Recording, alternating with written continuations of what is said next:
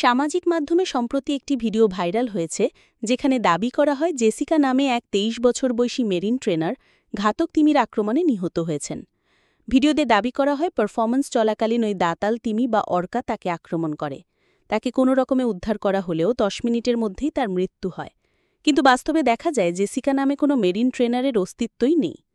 বিভিন্ন সংবাদমাধ্যমও এই খবর অস্বীকার করেছে। ভিডিওটি এআই প্রযুক্তির দ্বারা তৈরি বলেও মনে করেন অনেকে। এই গুজব ছড়ানোর পেছনে বাস্তব কিছু ঘটনাকেই ব্যবহার করা হয়েছে।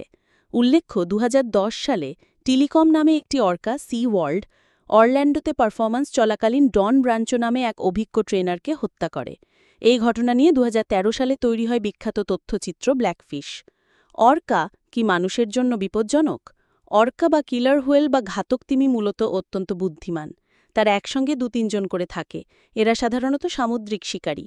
যদিও বন্য অর্কা দ্বারা মানুষের উপর হামলার ঘটনা খুবই বিরল, কিন্তু বদ্ধ অবস্থায় রাখা অর্কাদের দ্বারা কিছু মারাত্মক ঘটনা ঘটেছে যেগুলোর প্রমাণ মেলে।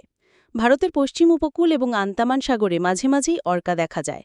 সাম্প্রতিক সময়ে ভারতীয় সমুদ্রসীমায় অর্কার উপস্থিতি লক্ষ্য করা গিয়েছে। তবে জেসিকার যে ভিডিওটি সমাজমাধ্যমে ভাইরাল তা ভুয়ো বলেই দাবি করছে বিভিন্ন সংবাদ সংস্থা।